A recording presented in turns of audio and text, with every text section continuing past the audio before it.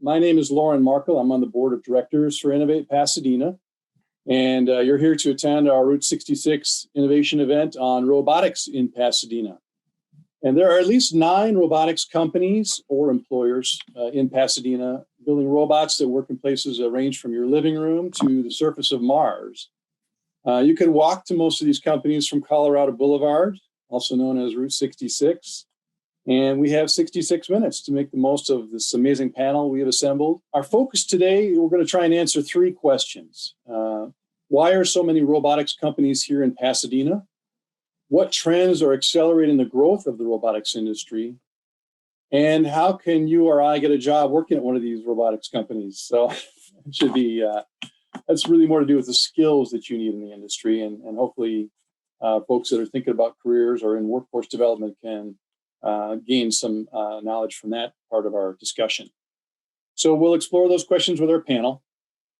Let me start by mentioning the mission of Innovate Pasadena, which is to advance Greater Pasadena as a center for technology and design innovation by supporting collaboration across and within business, academia, and the broader community in order to attract and retain companies, entrepreneurs, innovators, and capital. Right? You need the investment for it all to work.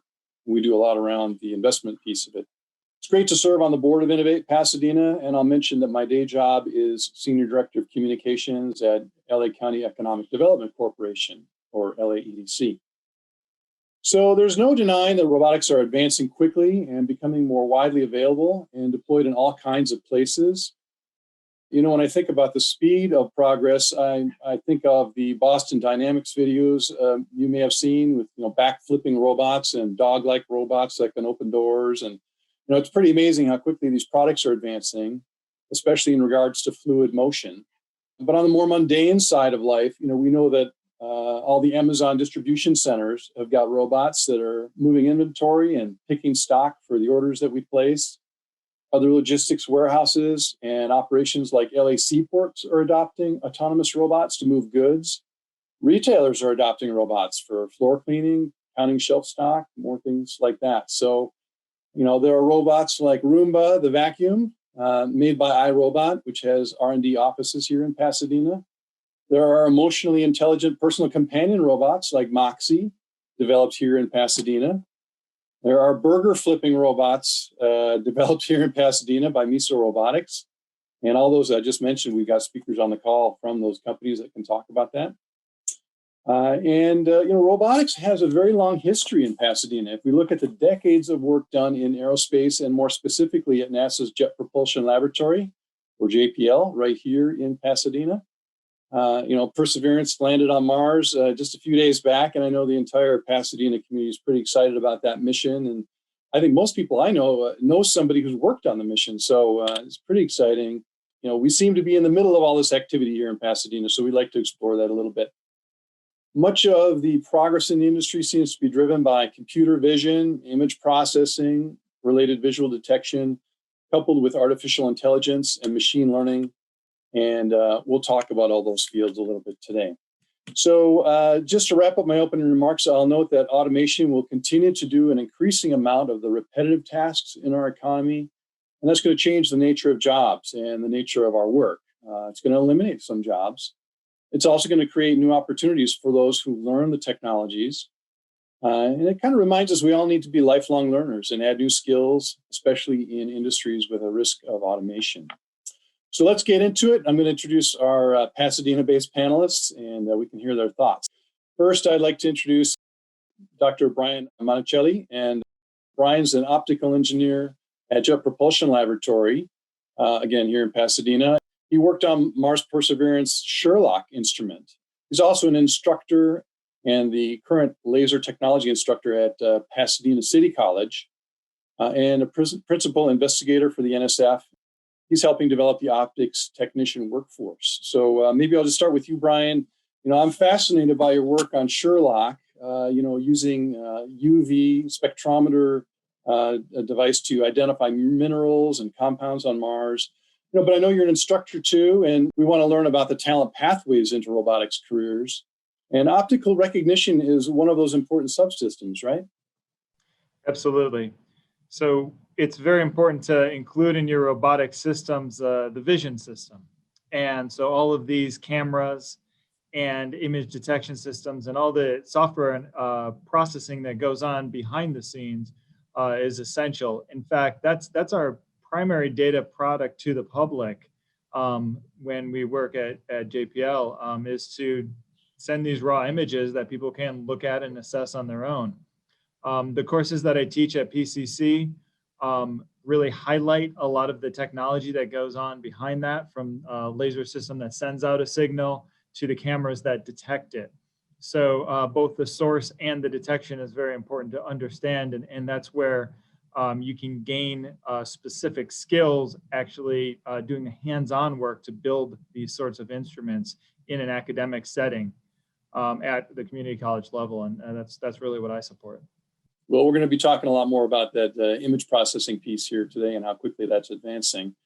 Our next panelist, I'm delighted to introduce Dr. Isa Nesnas. He's a principal technologist in mobility and robotics systems at NASA's JPL. He has led the robotics mobility group and the robotics software systems group for over a decade and contributed to the development of autonomous Mars rovers. I'd say it's fair to say that he gets excited about extreme terrain access, and he's leading the development of the next generation of autonomous systems at JPL. Isa, can you tell us a little bit about your work? Because it sounds incredible. Well, it's been a great experience working at JPL. I came actually from Silicon Valley. I worked in the industry, robotics industry, for a few years before I went to JPL. And JPL was a very attractive place because of the mission of the institution. It does, at a grand scale, a robotic exploration of space, of the solar system and beyond. And there's quite a bit of opportunity to be very innovative and creative in the work. And one of the interesting aspects throughout my career, I spent 2 decades at JPL, over 2 decades, and you get to work on a wide range of things. I started my career in manipulation, but I did a lot of mobility and software systems and autonomous systems. And there's a constant cycle of innovation, trying to come up with new ideas to solve some very challenging problems out there. Yeah, and I think you talked a little bit about the need to take risks and step outside your comfort zone. We'll talk a little bit about that, and some of the cross-disciplinary skills that I know you think are so valuable as we move into the questions we're going to address today. Indeed. So our next panelist I'd like to introduce is Stefan Sharer. He is the CTO of Pasadena-based Embodied Incorporated, a leading robotics and AI startup. And their first product, Moxie, is a companion robot that supports the development of social and emotional skills in children through play-based learning. And prior to joining Embodied, he's been on faculty at USC and pioneered multimodal machine learning and affective computer research. So, Stefan, we've seen a lot of movies about personal assistant robots. I, for one, am a fan of Forbidden Planet, if anybody remembers that movie. But Moxie is really on a neat mission, and it would have been technically impossible for your mission just a few years ago. Can you tell us a little bit about that? Yeah, it's a great honor, and thank you for having me. And creating Moxie, it was just such a wonderful experience, and we literally set off and wanted to create this character that comes to life in a home, and combining both computer vision as well as language processing technologies that are becoming more and more commoditized.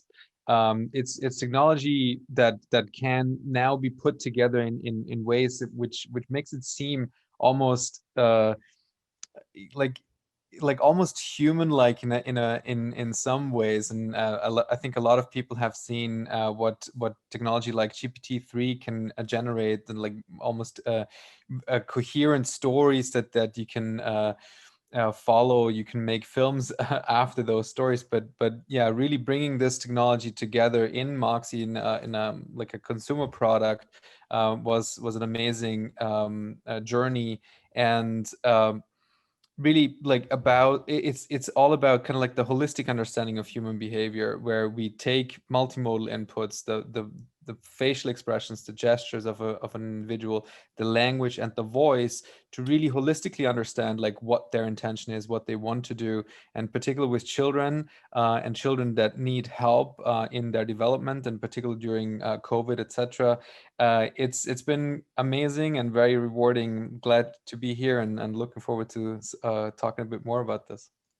Fantastic. And our next panelist is Ryan Sinnott.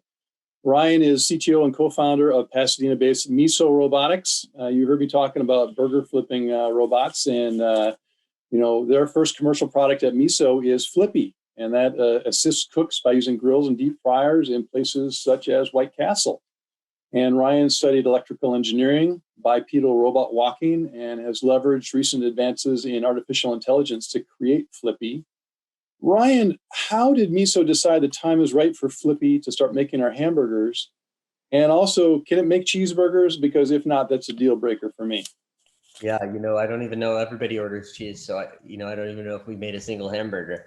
But yeah, it's a great question. I think, the same factors that are affecting the restaurant industry, I think probably everyone on this panel has a similar experience, but it's really more than just this industry. It's all industries. And 10 years ago, we didn't have the computer vision technology to really do what we need to do in the kitchen. The kitchen's a little bit, we've obviously had good success with that in factories and manufacturing where things are consistent, but in the kitchen where things change and, anything goes in a kitchen, you'll see anything you've ever seen, you'll see it in a kitchen. And, to be able to build systems that are able to work in these environments and work with food effectively, the technology is really coming online. It's the compute necessary to do it and the cost and availability of that on the edge. And it's the decreasing cost of robots. And then there's also just, these new algorithms, the talent pool that's growing, right? A lot of people are going to school. There's a lot of availability of information now on the internet, where you can learn a lot of these new, maybe you're a software developer and you want to now get into AI, and that's just so common. I see that. So I think it's all of these factors really, on the one hand, making this technology possible, and then driving the product market fit on the other hand is just, and this is true of a lot of industries, but it's just a constant competition to lower costs, right? And and to produce a consistent product at a high value for the consumer. And in the food space, it's particularly troubling. And COVID obviously, made that quite a bit worse. So, technologies like this, where the costs are coming down and the market is getting, more in need of it. That's how we kind of looked at it and saw, well, this is really the market timing.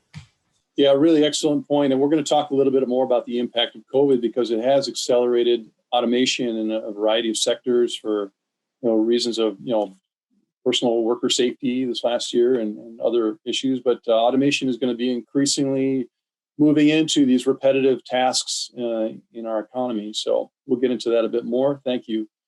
And then our final panelist today is Chris Thayer. Chris is president, CEO, and co-founder of Motive Space Systems, a Pasadena company developing the best motion control and robotic arm solutions for spaceflight. And he studied up at UC San Diego and spent his early career working on mechanical systems for fighter jets and race cars, and even patented high efficiency energy absorption systems for vehicle impact. So that's you've moved around a little bit, which is exciting. But just thinking about the field of robotic motion, Chris, can you tell us a little bit about what's exciting you there and what you're working on right now?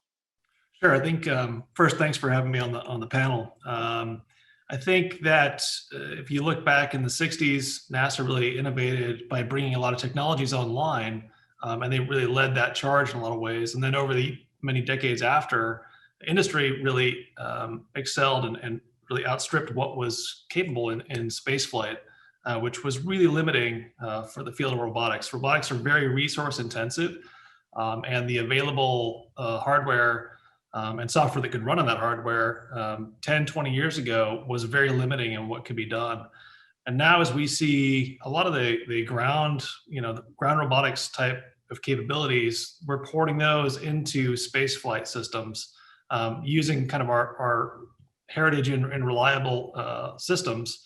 And fusing those two together really enables a really kind of explosive capability in terms of what we can do on orbit and then on other planets. So That's really exciting for us, and really, I think, transformational for what we can expect in space in the next couple decades. Well, that's fantastic, and it's an honor to have all of you here. The work you're doing is incredible. I know we want to talk about why this is all happening in Pasadena, but I think we'll start with the first question to set some context. What trends are driving the robotics industry right now? There's industry demand, right? The logistics industry, manufacturing, let's say, but there's also technological progress with AI and machine learning and computer vision. We'll start on the computer vision side, right? That seems to be a kind of a common theme. Even in our ordinary life, we're starting to see a lot of this. If you think about Tesla and their full self-driving feature, they're processing camera images, anticipating surroundings, planning motion. It's pretty awe-inspiring, and I'd like to hear your take on how quickly that's growing and how much that's really driving robotics. Who would like to start on that one? Oh, yeah, I'm happy to take that one. Thanks, Ryan. Yeah, computer vision technologies. Yeah, I mean, it's really the thing driving this is the deep learning revolution, let's call it. And this has been a cyclic thing in the past. I think they say this is the fourth time it's happened. But there's this promise that computer vision is going to be able to solve these problems that we couldn't solve before, which is like really looking at the world and what are we looking at and understanding that, right? And what that means for robots is where are objects? How do we pick them up? How do we interact with the environment? And that's we've been trying to. So there have been lots of advances, but in order to get that to a level that is like commercially robust, that can actually create a product that people want to use, it took more research. And in 2012 there was kind of a breakthrough in this, and ever since then it's really accelerated a lot. And now this technology is out there and it's available. And as a consequence of that, there's all these market opportunities for it. There's tons of, with the internet, there's 100 zettabytes of data or something, which is 1,000 to the 7th power. So it's like there's just so much information already out there that can be processed by these vision algorithms, other algorithms that can just create a ton of additional value in infrastructure that's largely in place already. And so there's that. So obviously that trend in the development of technology, but that also leads to a big trend in, hey, if you're looking for a job, it's your market. Because there aren't that many. This is new technology, and people are rolling out of universities learning this stuff. You needed a PhD 10 years ago to do this stuff, and so now that market opportunity is expanding as well, and it's just a great time to kind of get into that field. Yeah, and actually talking about education, let's let Brian weigh in a little bit since he's teaching this at Pasadena City College. Yeah, I like to bring this back to the light, and one of the things you didn't mention that's cutting edge type aspect of robotics and vision systems are the different spectral regions that are becoming more relevant to different vision systems. Systems that operate in the infrared and ultraviolet, and learning about those technologies, both the sources and the detectors in those regions are certainly very important. And then also the advances in camera technologies that go along with the different sensors. We have, of course, 4K displays everywhere, so people expect video signals that are coming in at least that resolution and better. And even when you get into immersive and other vision systems, it's even more challenging. And of course, we're coupling these image processing systems with AI and machine learning. And maybe I'll toss it over to Isa just to talk a little bit about interplanetary exploration, because you're in situations all the time where it takes minutes to get a signal to Mars. So, a robot like Mars rover has got to have some autonomy and be able to do some decision making on its own. Can you talk a little bit about how that's advanced lately? Yeah, absolutely. And actually, one of the things that the self-driving vehicle has been a trend in recent times over the past decade and a half. But if you look 2 decades ago, we actually were developing capabilities to drive these rovers autonomously on Mars. And one of the very first rover that was driven autonomously to a limited degree was a Sojourner rover in 1997. Now, of course, the sensing, the computing was nowhere near what it is today. So that rover had laser stripes and had a microcontroller to make its decisions to avoid the rock, detect and avoid the rock. Now, of course, fast forward 7 years later, in 2004, the Spirit and Opportunity rovers have actually driven autonomously for hundreds of meters on Mars. And the reason why we do need to do that autonomously in space, because there are times we have no choice. If we can only see so far with our cameras, we can't see beyond the horizon. If we want to navigate and go further, we do have to rely on autonomous navigation. And when we're on ground operations, when we operate on a 540 schedule over the weekend, if we need to drive, the rover has to drive on its own, and it has successfully. And we've seen that with the Curiosity rover, and more recently, this has substantially increased. And as my colleagues here said, the sensing has gotten so much better. The computing to process a lot of the imagery, to generate the three-dimensional information, to analyze that terrain for hazards, to find the paths, and to take the actions. All that's happening autonomously, and we will see a lot more in the coming months with the Perseverance rover. Mhm. Well, thank you for that. Who else would like to talk about the technology advances and why so much is happening right now? It seems like we've crossed a bit of a tipping point. Yeah, I was gonna add a few comments here. I think it to us at Embodied, it's fascinating how we can leverage all these technology both on the edge as well as like combine it with the power of the cloud to create these like really exciting like autonomous agents. And in our case, it's not about manipulation of objects or physical world or navigation, but it's about communicating and interacting with humans autonomously and months at a time, right? Like, so our robots literally have now been in the homes for over a month by themselves, no human like myself at Embodied involved in these interactions. And it's really fascinating how these technologies have become so powerful that you can leave these robots and interact with children on a daily basis. And in particular, I think the combination between on the edge computing, where the robot by itself has some compute, as well as the cloud, and this is only on Earth because the cloud doesn't exist on Mars, I guess. But basically, that is driving a lot of innovation as well. And I think communication technology like 5G is going to change that even further than it is right now, like with much lower latencies and like the greater ability to leverage these large deep neural network models in the cloud and not having to compute that all of that on the edge device by itself. Well, let's shift our discussion a little bit in terms of trends to some of the drivers right now. And there's the role of COVID in accelerating demand for automation, as in-person labor has become a safety concern over this time. There's even issues like minimum wage increases that have been important for many workers in California, but wage increases also change the cost analysis of deploying automation, right? And manufacturing efficiencies and ability to repeat something with a high level of quality control.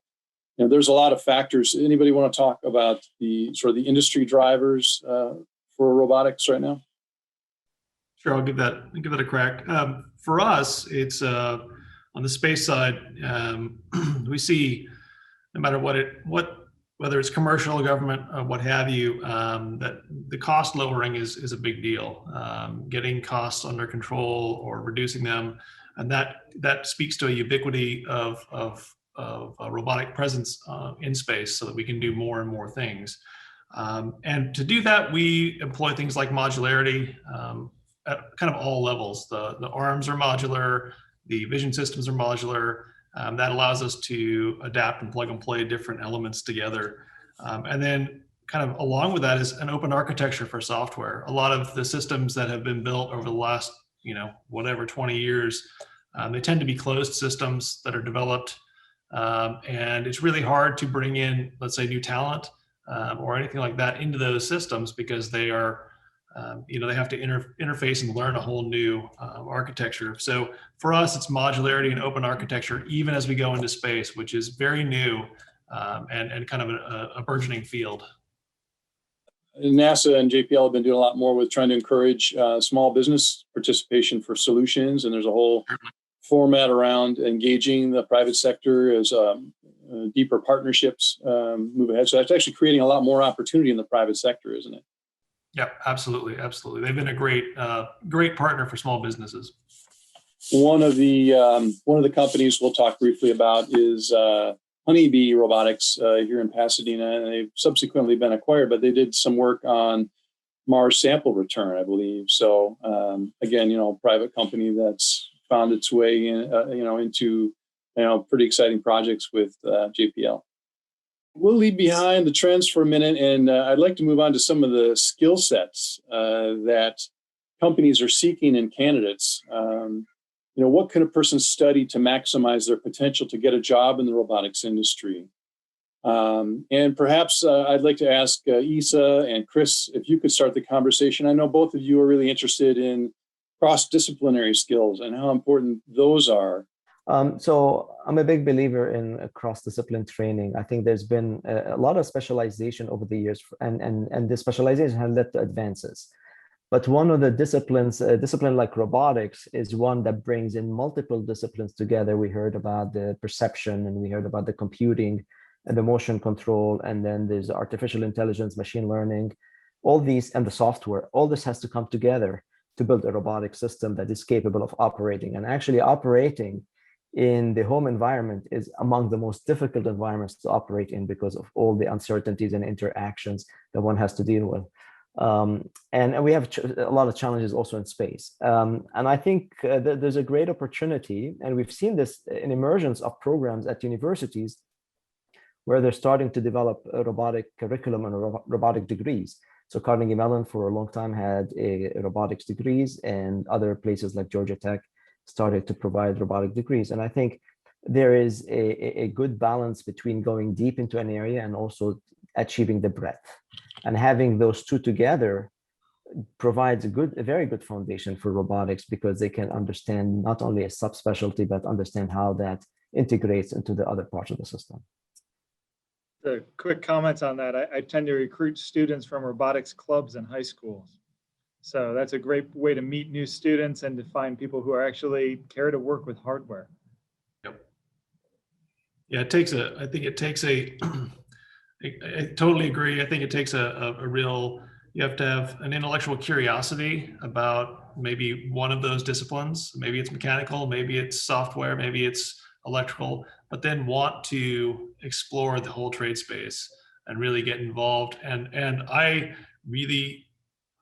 prefer people that want to touch the hardware and get involved, get their hands dirty, and then really experiment, try things, fail, relearn, do it again.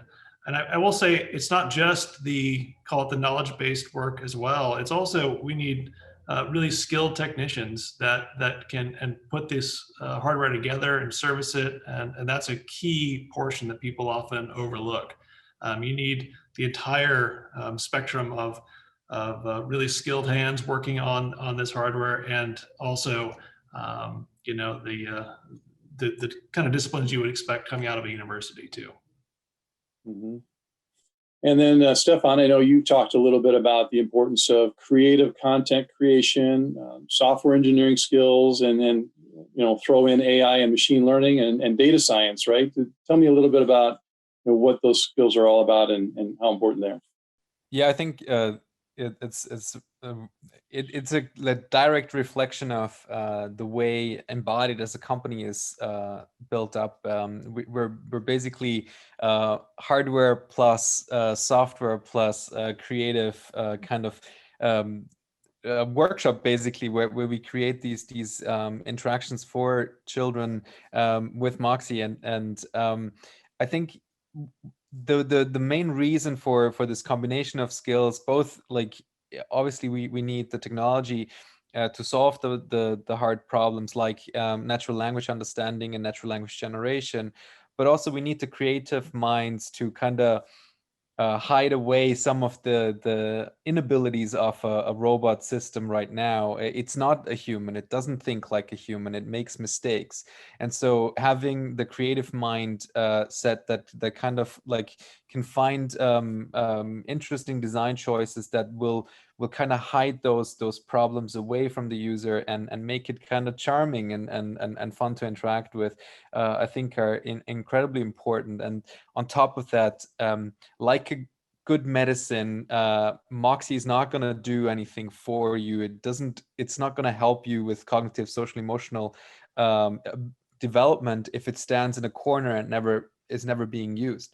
So it needs to be interesting and engaging on a long-term basis to actually have any impact, right? So it's very important that Moxie is interesting enough to be used on a daily basis. So that is also something that is not natural to every engineer, I would say, and counting myself, I don't think that I personally am a very creative mind, but Embodied really has changed my mind about that. And I think I've become a bit more open and very interdisciplinary in that sense as well.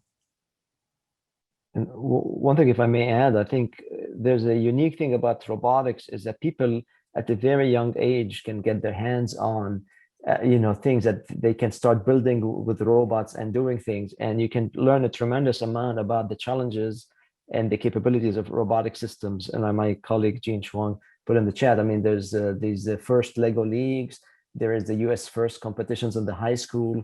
There's a lot of opportunities to dabble in robotics at the universities. And it's just a very hands-on type of experience that you can start at a very, very young age. And I'm sure many of my colleagues have had some experience, playing with robotics at a younger age. Yeah, I have some thoughts too. I think there's so many different, I love all this. I think there's just so many different disciplines, and you have to get really deep in some of them to solve some of these challenging robotics problems, because when you're developing these systems, some of these problems maybe never solved before. Hopefully somebody solved it, but sometimes, maybe not. So, you end up getting a lot of specializations in robotics, machine learning, these different types of areas. And, when I think of it, it's really, it's really the software is just expanding the domain of software expertise. And, before it was just the web, and now you do robotics and you do machine learning, and you do that all in software. And, in software engineering, it took a long time to develop best practices that allowed companies to deliver products effectively. And, in the 90s, it was like the software crisis, like the government commissioned a study. Why is every project going overrun by 100%? And, I think, software figured that out. And, one thing we're seeing is, machine learning, so many people getting into it, robotics, so many people getting into it. In that sense, it's still a fairly new field in terms of the industry exploring it. And I think, one thing that'll be interesting is to see how these kind of best practices start to emerge over the coming decades as more and more people get into this. And we do engineering, which is, applying discipline to art, basically. You mentioned machine learning, and we've talked a little bit about artificial intelligence. How do you get a start in AI and machine learning? Well, a lot of universities these days, it's a really popular major, and a lot of people are going into school, come out of school, and you specialize in robotics. You do a software engineering degree, so it's been mentioned, but these top universities, so those are the great places to start. But most people aren't at that stage of their career. I see a lot of people using online education, which is obviously it's an incredible opportunity, because at a much lower cost, you can kind of educate yourself, go at your own pace, get, probably much better learning outcomes long run. And you can really just be able to get into a field. You can take a course for free, or you can take, a more expensive course. So I think, people, I see a lot of this, people going on the internet, going to these kind of courses or sometimes boot camps, and you come out of it and there's just so much need in the market that, it's pretty easy to land a job, I think. I'll go back to those robotics clubs and competitions. There's a number of rover competitions that I've seen students participate in, and those are very multidisciplinary. A lot of different skills required to do that. And so that leads to some pretty interesting skills. And also I'll encourage the industry partners on this panel even to support internships. Even first-year students after their freshman year, if they can get a good internship, just something where they're interactive with hardware or just following someone around, it speaks volumes. When the students come back the next semester, they're that much more excited and engaged in the work. Yeah, and actually, just also from a non-academic or non high school background, I think as we grew up, we got the chemistry kits to work with at home and explore chemistry. But I think the open source community has done a tremendous job in creating tools and easy entries and challenges on Kaggle, for example. Thousands of ways I think young individuals can get into machine learning, computer vision experiments, natural language processing. The availability of data and tools is almost infinite, and I think also a lot of the really big companies, like you want to call them the four horsemen or something, with Google and the others, they have created open source tools for this and interchangeable standards for the community to use. And I think it's a wonderful trend, and that would be also a good way to start, I would think. Mm-hmm. And I think Ryan had also mentioned statistics, right? Of course, you can use that in many fields, but why statistics, Ryan? Yeah, good question. I just think that's the most, of all the things I've learned, I think that's the one that, you use most of the time, whether you're reading a newspaper and trying to interpret what these numbers mean, right? Or whether you're looking at a problem and saying, how can I design a machine learning solution, which is a statistical model, basically, to solve this problem, right? And that's having that good sense of that intuition about how, what that means, right? All those terms and statistics and just having that intuition playing with the data, that gives you the ability to kind of solve these problems faster, I think, and to really understand the fundamentals of that, so that you can actually effectively kind of build out your your neural networks and solve all your different different challenges, figure out what kind of data do you need, how challenging is the problem, and yeah, so every time when we're having these discussions, it's always the terms, it always comes back to statistics, I think. And they are foundational. I mean, there are a number of foundational aspects of mathematics that are important to understanding. And I agree, statistics extremely important. Another one is probabilities and linear algebra. And I think if you master these things, of course, there's a few others, but I think these are the main things after you've mastered calculus and geometry. Data science is probably another area, and this would open up possibilities in a lot of careers, not necessarily robotics alone. I've heard there are shortages of people who data scientists. That seems like a decent course of study if you want a good career prospects, right? Yeah, something that might appeal a little bit more to the more artistically minded people is data visualization. We get a lot of complex data back from instruments, and it really helps to be able to display that in ways that's easily interpreted. I don't know how many bad PowerPoint presentations everyone here has seen, or just better explanations we request when people are presenting something. But chartsmanship is actually a pretty big deal, and that kind of brings the artistic side to the engineering side. So that's more important than I think is emphasized in most schools. Yeah, I totally agree. And I think that kind of to further that is the user interface for a lot of things. A lot of the robots we build they're not necessarily fully autonomous. They're either semi-autonomous or they're teleoperated. And as they get more and more complicated, it becomes more difficult for a user to actually engage with them, operate them, and use them. So having really, really exquisite human-machine interface is a really big deal, and that enables quicker adoption for users. There's less training, and that's really empowering. Again, trying to get robotics to realize that vision of being used, outside of just the factory and in everyday life more and more. You have to bring down that barrier. I can't have a roboticist needed for every installation of a robot. You have to be able to have, everyday people be able to interact with them simply and safely. So that's another area that I would see as again, kind of going along with that artistic side. How do you interface with the human kind of back and forth is a really big deal. So UI design is one of these areas of need or opportunity for people who want to get into the industry. So it sounds like, if I want to get a leg up into a robotics industry career, interning, I've heard, building them myself, right? Does that mean I need to enter Robot Wars or? Or just buy some kits or parts and build something. Yeah, there's actually an educational robotics company in town here in Pasadena. I'll touch on that in our next question. Go ahead, Brian. Didn't mean to cut you off there. No, just saying, learn about some of the pieces of them. Learn about, maybe the camera side of them, or the wheels, or what some of the challenges might be. You don't have to build an entire robot. I've also seen some success from outfitting drones with cameras and doing things like that. Very cool. Improving industry systems. Just one last question, and we'll move on to talking about Pasadena a little bit. But the last question on this topic would be, what's sort of the minimum education level needed to get a start? It doesn't sound like you necessarily need a 4-year degree. Would that be true?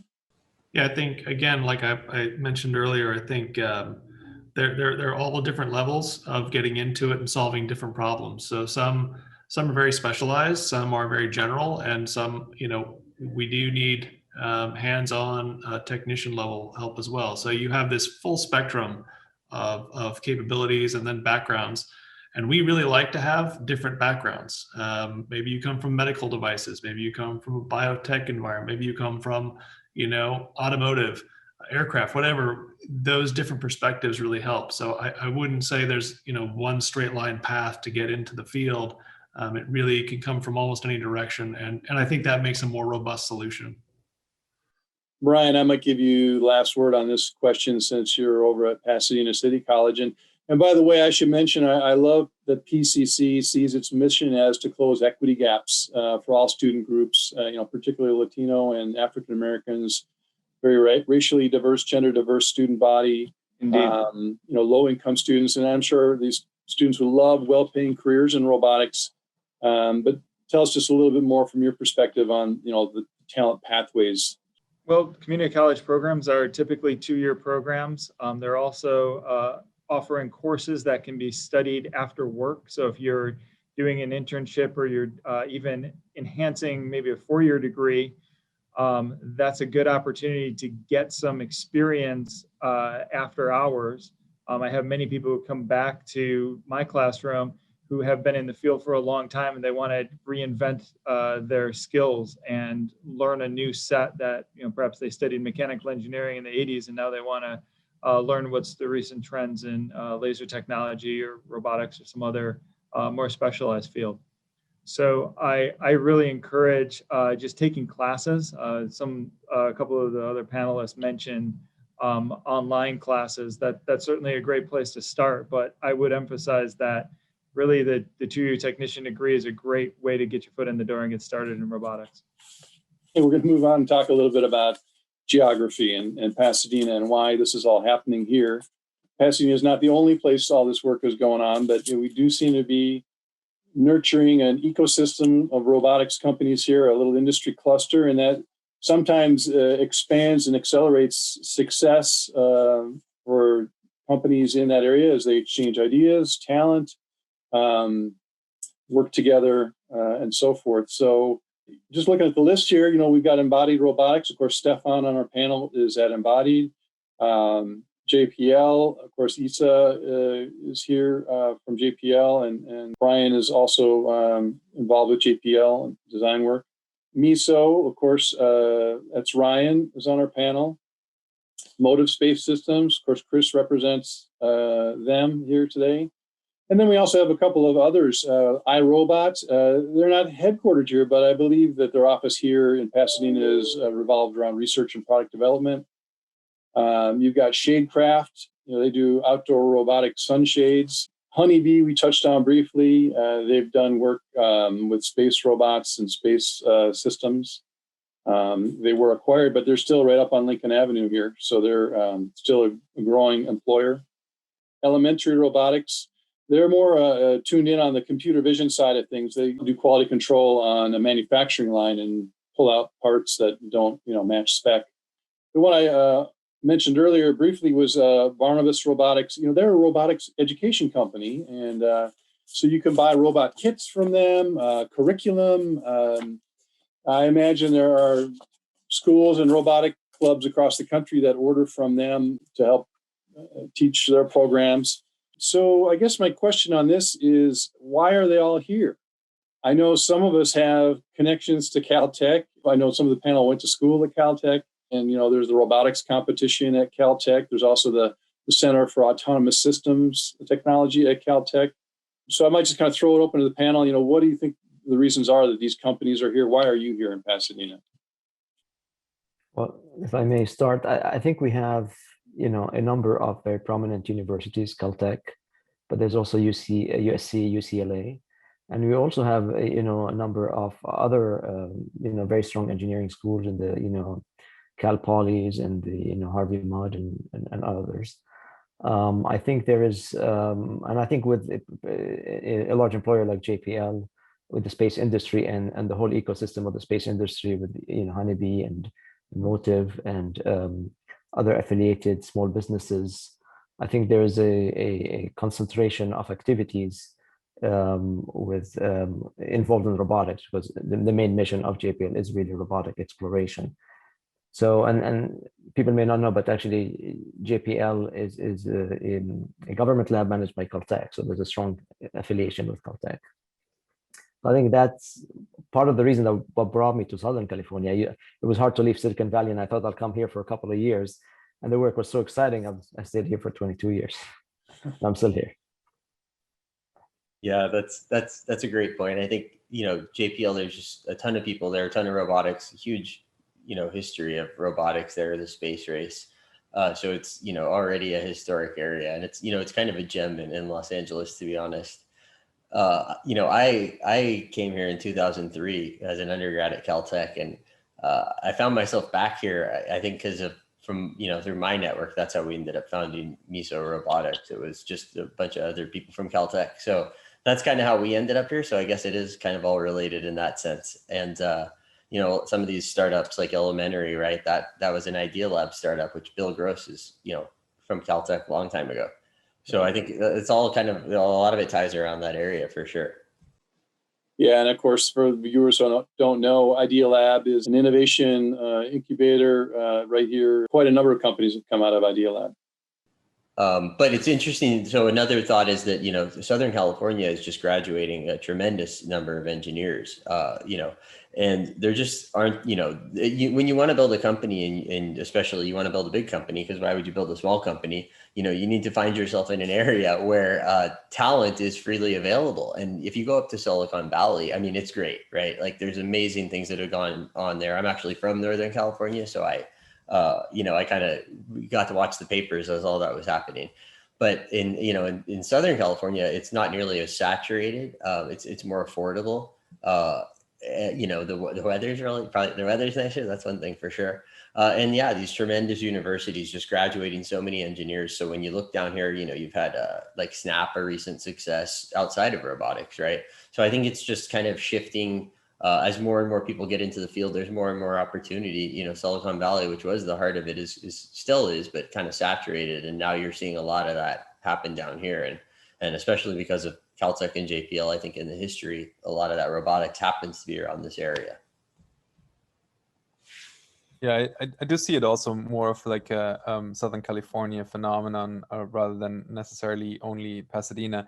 Our affiliations at Embodied go through Caltech, JPL, and iRobot, and the previous another Idea Labs company that and that's the reason why iRobot is in Pasadena, because Evolution Robotics, our founder Paul Berjanian founded or ran that company out of Idea Lab, and that was bought by iRobot, etc. But I think I agree that it's Silicon Beach, people call it. When I was at USC, at the Institute for Creative Technologies here in on the west side, and I'm actually almost don't dare to say, but I'm in Santa Monica, so we're in Playa Vista. There's so many companies, and I think we're actually going to be competing very heavily with Silicon Valley very soon. I think Southern California has a lot to offer, and in particular, I mean, phenomenal universities, and some that we haven't even mentioned yet, like UC Irvine, Riverside, UC San Diego. It's a phenomenal standard to be for technology. And I think from our perspective at Embodied, with the creative side, we have Hollywood as well, right? Like that's another big piece for us. And I'll just mention also here in Pasadena, you've got our Art Center College of Design, right? And so that you talk about user interfaces, and they've got staff that are looking at that as well. Yeah. There's tremendous opportunity, even untapped opportunity, to bring the arts and the sciences together again. I mean, if you go back hundreds of years, artists and scientists were, many of them, one and the same, and there's been a subspecialization. But I think bringing those back together, it's wonderful growth opportunities. Mm-hmm. So do you think of this area as a geographic industry cluster that is attracting talent and growing? And how, I know, Chris, you talked briefly about, remote employees are increasingly seen as a solution for robotics companies. So, where does that kind of leave us? Do you think this region is going to continue to grow in terms of robotics? Yeah, absolutely. I think once you get that the critical mass of talent in a certain area, it continues to grow until that area can't sustain it anymore. One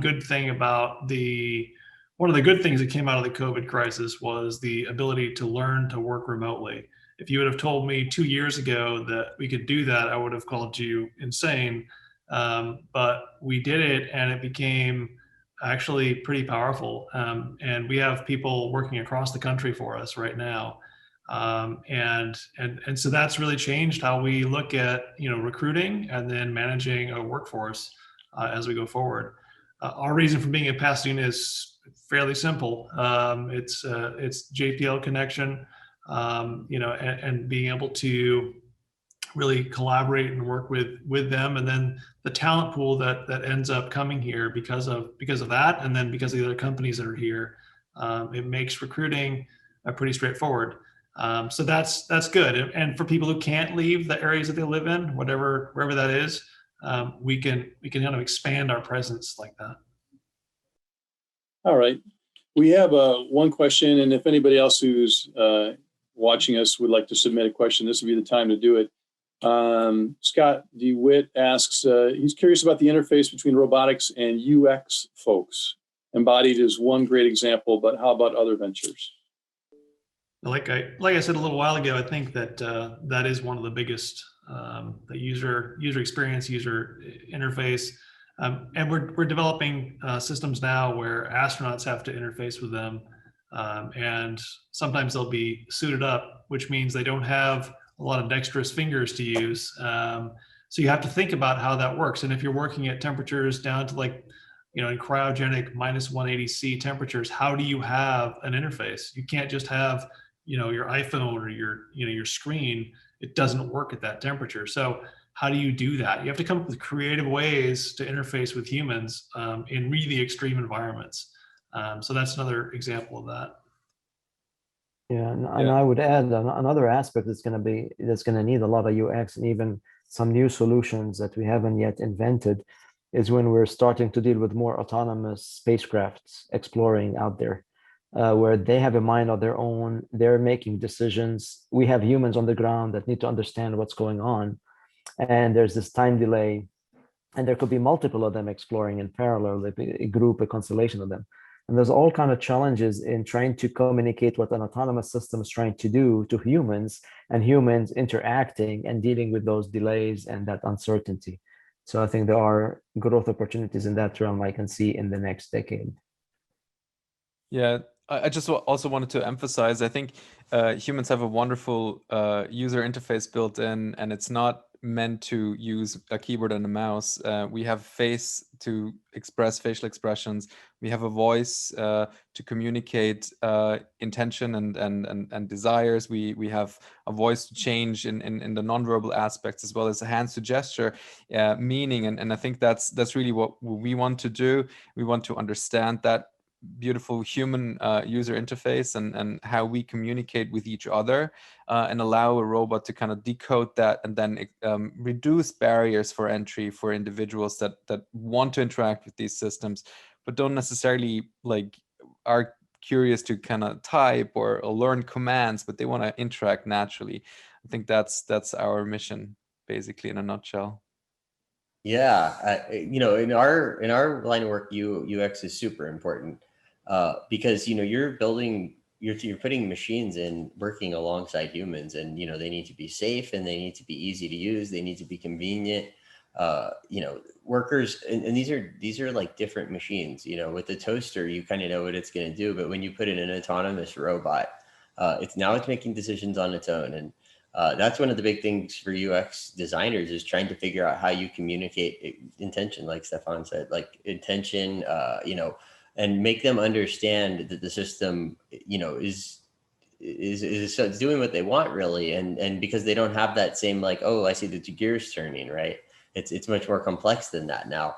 And I think that's one of the big challenges in the area for UX. And it's a big part of any product, because you can build really cool technology, but you know, what's the point if it's not going to, you know, penetrate the market? And the only way that's going to happen is if it's a good product and creates value. And, you know, people are only going to perceive it that way if, you know, if the user experience is good. So the way people interact with these systems, especially as we develop more and more safety critical technology to get the interactions even tighter, you know, that's an area I think of immense expansion in the coming decades. You know, we've got all these technologies, but now how do we turn them into applications where people can work with them effectively? Well, that sounds like a good. Go ahead, Brian. Oh, sorry. Looking at this from an educational perspective, I think this is a good opportunity to lure in people who would traditionally not consider themselves technical people, artists and others that can help design that user interface. People who think differently and would be potential users of the robotics technology, whether it's autonomous drivers and things like that. That way we have a different way to think about it, and honestly, a prettier product, a more beautiful design. Yeah, I mean, this may not surprise anyone, but one of our product managers cooked burgers for years. You know, totally different area, but it's what you got to know how the product works, right? Well, we've got just about 4 or 5 minutes left, and I'd like to give everybody a chance to sort of talk about what they see as sort of a big idea that would be more important in robotics, you know, in this next 5 years in front of us. What excites you? Maybe a prediction, if you got one. So maybe I'll start with you, Ryan. Okay, yeah. I mean, the way at which, you know, technology develops is exponential. And I think that's so hard for people to perceive, because we don't normally see that in everyday life. And, you know, experts will make predictions for 50 years time, and that could come true in 5 years. And I don't know what's going to happen in 5 years, but what I know is that all of these applications of robotics, a lot of them are going to hit. And something's going to hit in our industry, and something's going to hit in education, and a lot of different things are going to hit, and people are going to figure out these business models because it's tough. You know, you got to, if they're expensive, they're coming down in cost. You got to make the product market fit work. You got to produce enough value to justify the costs. And people are starting to understand how to do that with robotics applications. You know, we've already seen tremendous success in AI and advertising, but, you know, we're starting to get into more and more applications. So we're going to see people just figuring it out. And once we see that, once the value's there, it's just going to, you know, it just starts rolling out, because all of a sudden you have a business model that's reliable and, you know, disruptive. So I think, you know, look for that. It could be autonomous cars, you know, at some point they're going to be on the road, and, you know, it's not 1 year, maybe it's not 5, but that is going to happen. So, you know, it's something to think about. It's exciting to live in this time for sure. Chris, how about you? So I'll make mine pretty short. I think that the explosion of space robotics is going to enable an entire new area of exploration, and then actually solving problems on Earth through assembly and manufacturing in space, building structures and capabilities that we can't launch right now, but can be enabled through robotics and the assembly and manufacturing of really revolutionary capabilities in orbit. Sounds exciting. Isa? I think what I'm seeing is there are exciting places we want to get to out there in space, and there is no way we can get to them without smart, capable robots that can get into these more challenging environments and areas, especially when we get down to the surface of these planetary bodies or the moons. And they have to be autonomous. We cannot rely on commanding them the way we do today. So we're going to see a growth in that area. And I think some of these advances also will be, it's going to be synergy between what's going on in other industries as well as the space and back and forth. And I see robotics as this tremendous potential for robotics, but also I appreciate the challenges. So I'm not going to make a prediction on when there's going to be a big inflection point, but I do see that in the future. And I think there's some really interesting and challenging problems to solve. And I think there's a growing number of people who are interested, and that's a growing community. So I think that's all going to help overcome some of these challenges. Well, I was hoping you'd talk about the next big mission. But we always know there's something exciting coming out. There's quite a few ideas, and let me not mention favorites at the point. All right, Brian, how about you? So I think there's going to be a big emphasis on multispectral imaging, different spectral bands being used. I talked about infrared and ultraviolet before, but I've worked on hyperspectral instruments in previous jobs. And I saw some questions there about climate emergency and assessment of the climate. And hyperspectral imagery is a big part of that. And if we can do that remotely, robotically, even from space-based instruments, that certainly adds to our understanding of our planet. That's going to be a pretty big deal. Yeah, we certainly need that understanding, and we need to apply those learnings quite quickly. Indeed. And Stefan, I'll give you a final word. Awesome. Yeah, so I'm really excited about robotics and potentially personal robotics really solve wicked problems that we are all facing in many walks of life, education, in mental health, in solving the loneliness crisis that a lot of elderly individuals are suffering from. And I think that is my dream and wish for robotics. Well, thank you. We're indebted to everyone on the panel today. Ryan, Chris, Isa, Stefan, and Brian, you have been very gracious with your time. And on behalf of the board of Innovate Pasadena, I want to say our deepest thanks to you all. And I hope you'll take a chance for our audience to get engaged with Innovate Pasadena. Our big signature event is Connect Week in the fall, and that's usually in October. When we put together dozens of events during 1 week here in Pasadena to get the community engaged with our innovation ecosystem and companies here, and keep an eye out for that. You can always visit the Innovate Pasadena website to learn more about that. So I will close and thank everyone once again for attending, and thank our panel, and have a great afternoon. Thanks, Lauren. Thank you for the Thank you, opportunity. Lauren. Thanks for having us.